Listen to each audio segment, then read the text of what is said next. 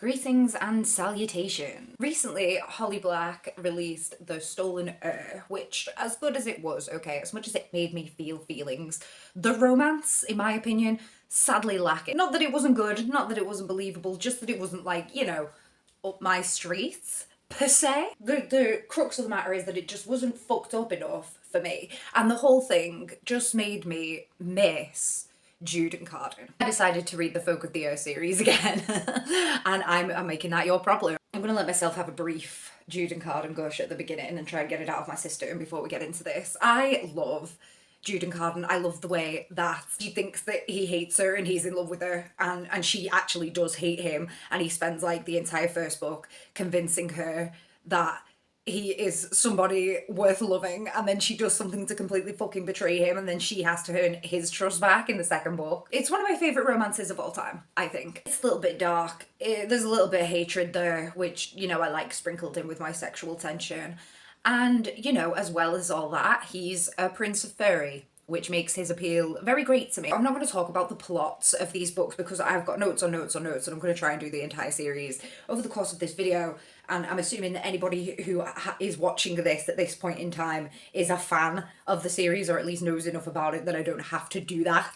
So yeah, let's go. Let's talk about The Cruel Prince. The Cruel Prince acts as kind of a coming of age story for Jude. She has her first romance with Locke, and it's kind of sweet, and she's shy and she doesn't know what she's doing. They share a few kisses and not much more than that. It's all a bit mysterious and cute. She's also, her goal is to find her place in Faery. She's grown up there being viewed as just the human child of Madoff. At the beginning she wants to be a knight because she wants to try and start to earn respect from the fairies, and she wants to kind of be their equal. People didn't like Jude on their first read of this. I've reviewed this series before on this channel, but it was before I started editing videos, which is why I thought I would come back and do this. I was like really shocked to discover upon rewatching those videos that I also did not like Jude on my first viewing of this. I thought that was absolutely insane because I absolutely love Jude now. I identify with her so heavily. It's weird because she has grown on me, but I can understand why people would find her unlikable from this first book, because her motives are very unclear to us, and a lot of people would list that as a negative about the book, but when we come to the end of the book we can see that it was very intentional on Holly Black's part, because some of Jude's motives had to be unclear to us in order to keep some of the twists. But when coupled with the fact that Jude isn't a very likeable character anyway, like she's not trying very hard to make anybody like her, it was a bit of a risky move, but I feel like the book found its audience, okay? It's got plenty of praise. The main thing to note about Jude as a character is that she has a lot of resentment and fear for Fairyland, but she also has a lot of respect for it. Has a lot of like awe for the fairies, like she wants to be like them. She like sees her humanity as weakness because she's been surrounded by these fairies who are so much more durable and long lasting, so much more powerful and more skilled than she is, that she sees her humanity as like weakness, and all of this kind of coagulates together to create this need for power within Jude, okay? And that's what spurs her on through the course of not just this book but the entire series. I think that's something that I did understand at like a base level when I first read this, which was enough to get me through not liking Jude.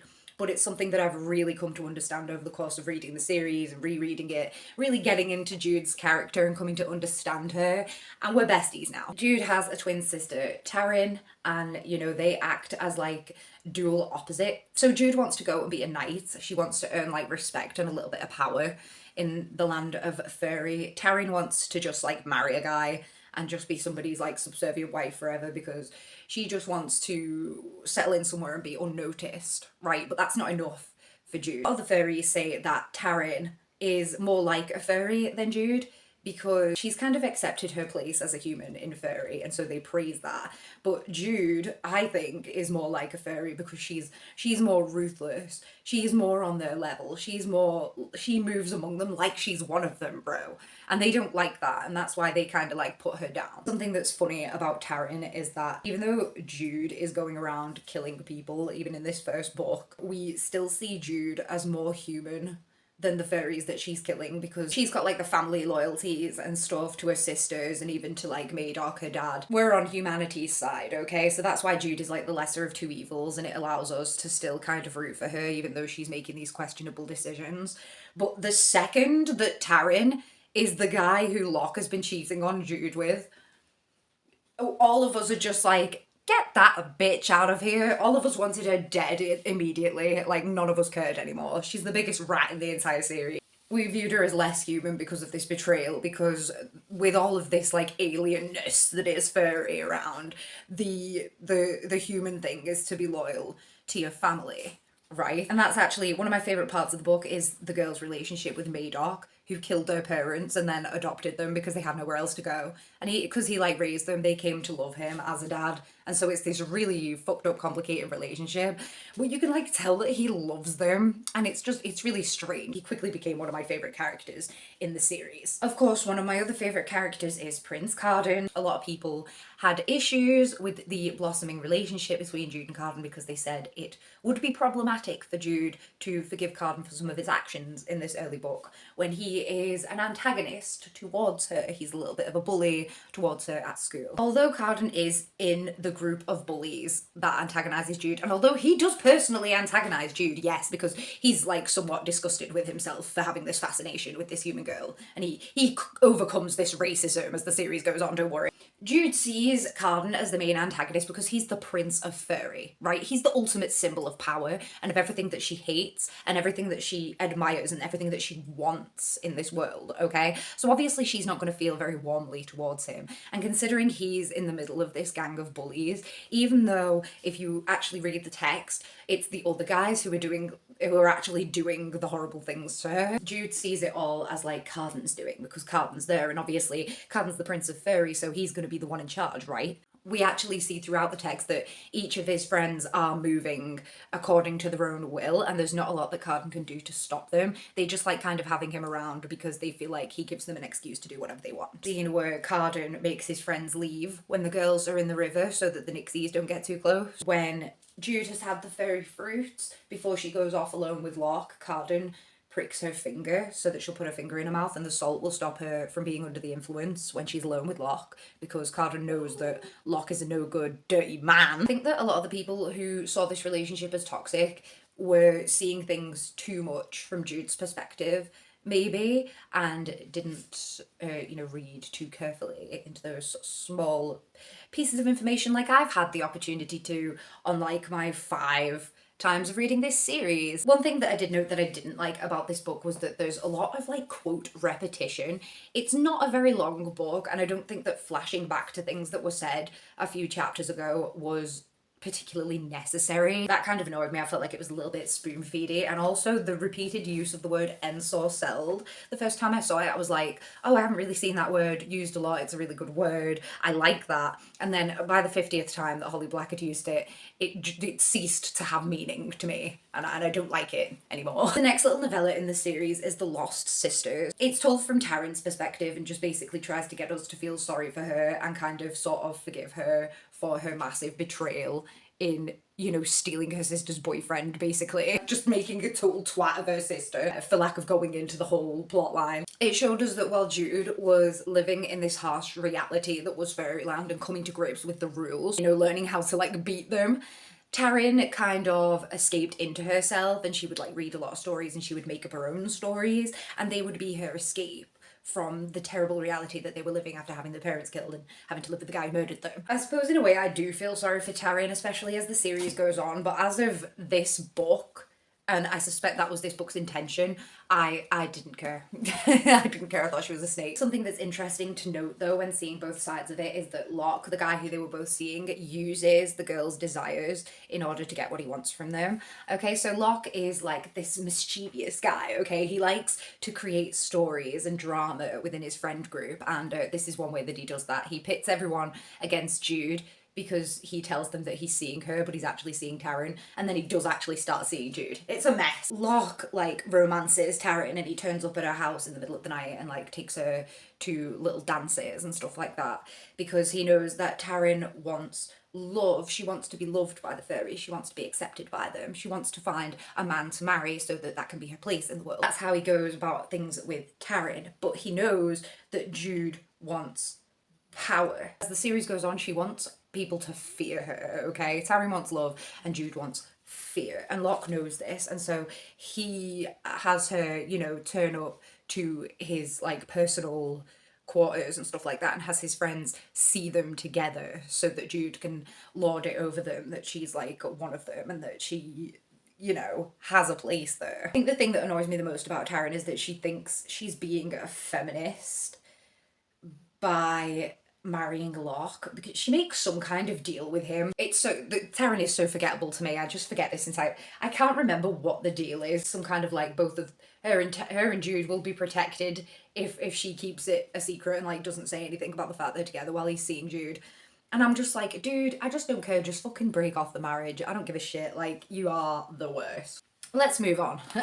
Let's talk about the Wicked King. At the beginning of the Wicked King, Taryn continues to be a massive snake, and she turns up to where Jude is living with Cardan at the palace to give Jude some of her old childhood toys. And it's kind of this manipulative move where she gives her these old things that remind her not just of the home that she had with Madoc and the loyalty that she should have to Madoc and to her sisters, but also of the childhood home that her and her sisters shared together, so that even if Jude doesn't care about Madoc anymore, she's going to be reminded of the fact that she should be loyal to humanity and not to the fairies, right? Even though Taryn has displayed no loyalty whatsoever throughout the course of the series, she uses the fact that Jude is actually loyal against her, and I hate that. And Jude only burns the toys after Taryn has left, which is, you know, the implications that she still wants Taryn to see her as her old self, but she knows that that old self is dead. I still can't believe she burned the stuffed animals, to be honest, but that's neither here nor there. This is the book where Jude became a lot more of a likeable character. She had a lot more clear motives and a lot of her feelings were more readily on display.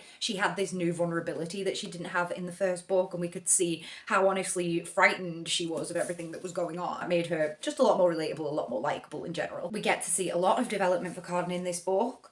We get to see explanations for his behaviour, but not excuses, okay? Like, we see that he grew up in an abusive household, and we see the coping mechanisms that he has learned in order to feel at ease in the world, okay? So he acts like a complete cocky arsehole because he doesn't want anybody to challenge him because he's insecure. His feelings toward Jude are really, really clear to me, but, like, he was not admitting them freely in this book because she betrayed him so badly by making him king in the last book. I find Cardan like a really relatable character. I don't know, the way that he's like so snarky towards Jude, the way that he hates the way that he loves her so much, I find that so relatable. When you've been like just treated like you're nothing for your whole life, I feel like you can kind of shy away from any of the real emotions that you have because you expect other people to reject them out of hand. I love the fact that in this book, Madoc slowly becomes the enemy, okay? Because we've seen his potential from the beginning of the book, and he's always been this really, like, scary figure that, like, we were always unsure of whether his loyalty would, like, continue to be to his human daughter. And obviously because Jude also betrayed him at the end of the last book, now he doesn't see Jude as his silly little daughter. He sees her as somebody who can outsmart him and who is maybe even his equal. Over the course of this book, we really see him starting to become an antagonist to Jude, and that's really scary because we know him personally, we know that he is an adversary, and we know that Jude herself doesn't think she can beat him. And so it sets up this big battle that they're gonna have in the third book, and it's something really exciting to look forward to. Everything just ramps up in this book. Like, Locke goes from this mischievous guy who likes causing drama to being truly deadly when he like rounds up a bunch of guys and tries to kill Jude on horseback when she's on the way to Taryn's house. In this book is when I did start to feel a little bit sorry for Taryn, because she's a very like weak character. She's meant to be strong because she is marrying Locke for the good of like the family or something, I don't know. So we've got to see that there's some kind of honour in that because she knows that he's not a very good guy. But because now Locke's not just a dickhead, he's a guy who legitimately tried to kill Jude, I think we do start to fear for Taryn a little bit in this book, and that definitely works in her favour. People said that they didn't expect the ghost to betray Jude in this book when she gets like kidnapped by the Undersea. People were saying that it was like Holly Black had chosen the most random person to do the betrayal so that nobody could predict it. And I'm not saying that I predicted it because I'm not a genius as much as I would like to believe it. But when you go back and read the book again, you can see, and even in the last book as well, you can see that there are hints that Ghost is maybe not as on board as everybody else is. Like when Jude gets elected the leader of the Court of Shadows, Ghost doesn't seem as happy about it as everybody else. And of course, Ghost is the one who poisoned Loriope, and we don't know everything that happened in that situation. And so we don't know how happy he was about the fact that he had to do that, you know? Taryn's sister, Vivian, who is Madoc's actual daughter that he had with Jude's mum. She has a human girlfriend called Heather, and Heather isn't aware that Vivian is a furry. Vivian uses glamour on Heather to kind of cover things up. Jude thinks that's wrong. Obviously, she's a human and she knows how it feels to be glamoured. She doesn't think that Vivian should be doing that. It was only on this time of reading that I realised there was a parallel between like Vivian manipulating Heather's memory so that she doesn't know she's a furry and she won't have to deal with that difficult stuff, and Jude and Carden having this oath where like Jude controls Carden almost, and Carden feels like he can't argue with Jude in a way. Neither of the couples can have a real relationship because they're not being entirely truthful and they're not being entirely themselves in the relationship. How can you be yourself in a relationship when the other person has such a clear power over you, right? And in Heather's case, she doesn't even know it. I think if I was going to pick one, this would probably be my favourite out of all the books. I feel like the pacing is really good. I feel like the build up to the third one is really exciting. The romance between Jude and Carden, although it's obvious now that they're both in love with each other and where it's going to go, it's used sparingly enough that you're always left wanting more. The kind of one concrete love scene that we do get between them like still gets me every time. People say I'm a weirdo for thinking that that scene is sexy, but fucking sue me, bro. I like what I like. So let's move on to Queen. The Queen of Nothing is the book where Taryn kills Locke and where we all like Taryn again. Obviously she kills him because she finds out that she's pregnant and she thinks that he's going to be a detriment to her unborn child. And I guess the implication here is that, you know, motherhood changes a person, and I can't argue with that, I can't speak to that, so I'm not gonna. The fact that Taryn kills someone, the fact that Taryn has blood on her hands, makes her a part of the family now, okay? Because, like, obviously Madoc's a red cap and he goes about murdering anybody that displeases him.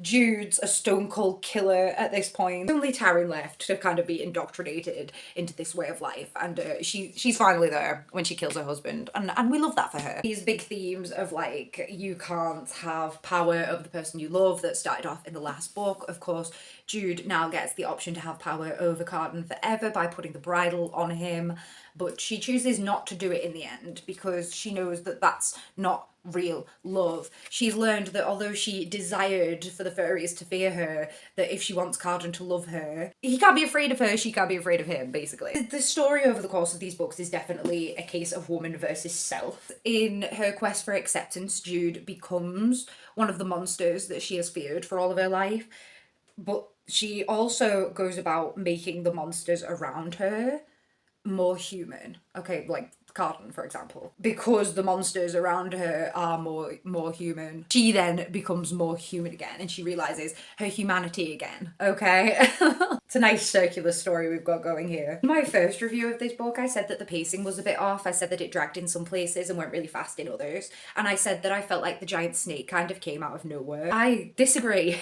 I disagree with my previous statements. I enjoyed the pacing of this book. I feel like maybe when I was first reading it, I was looking forward to a little bit more romance, and so I was rushing through the other stuff in order to get to the conclusion of the romance. And so now that I knew what to expect, I really did enjoy the journey and could see that everything in there was like sort of necessary. The big question, of course, is after Carden turns into a giant snake, should he have died? Should he have died at the end when Jude chooses not to put the bridle on him and to cut his fucking head off? If you'd have asked me when I first reviewed this, I would have said yes. I would have said that it felt like a cop-out, that Carden survives at the end so that we could have a happy ending to the love story, and I would have much preferred a tragedy.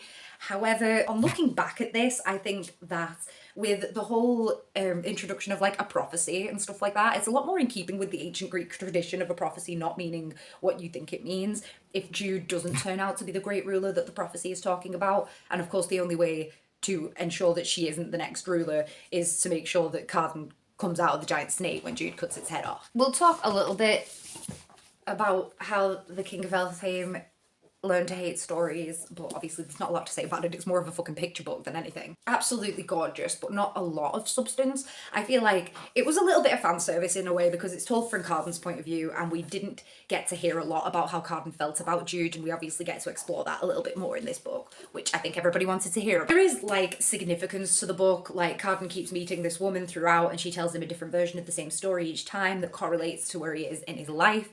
I like the significance of the stories. I like the feminist implications of letting the girl stay the monster in the final story and how that relates to Jude. I like the fact that Carden gets his own personal redemption arc in this book because he probably feels bad about turning into a giant snake and fucking up a bunch of fairyland. He gets to go and defeat this personal monster that he feels like he's created from his past, okay? And that kind of like rounds out the series in a nice way where Carden accepts himself a little bit more now, and he and Jude are able to have this normal relationship together, and we see a little glimpse of that, which is nice. General notes for the series.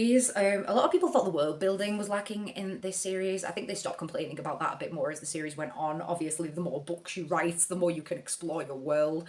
But I think there is something to be said for the fact that people who've been reading Holly Black for as long as I have, like she's been releasing books for like over a decade now. They all kind of intertwine, and her lore is the same over the course of all the books. And so I feel like Holly feels like she doesn't have to explain herself anymore. If you're coming into this series as a new reader, with one of the new books, it might be a little difficult for you to follow along, and you might not understand a lot of the rules of the world. And so, you know, maybe Holly should put a recap in every now and again. There's big themes of humanity in this series. Okay, so Jude starts out seeing it as a weakness, but at the end of the day, it saves her, because if she hadn't had the humanity to keep from putting the bridle on Carden, then the prophecy would never have been fulfilled, and a great ruler would never have come, and there would never have been peace in Fairyland, okay, bro? Vivian, her fairy sister, is ironically the most human of the three, and she's the one who wants to escape Fairyland and have a relationship with a human girl. And I guess it just goes to show that it's like, as much as Jude wants to be a part of Fairyland and she thinks that fairies are so much better than humans,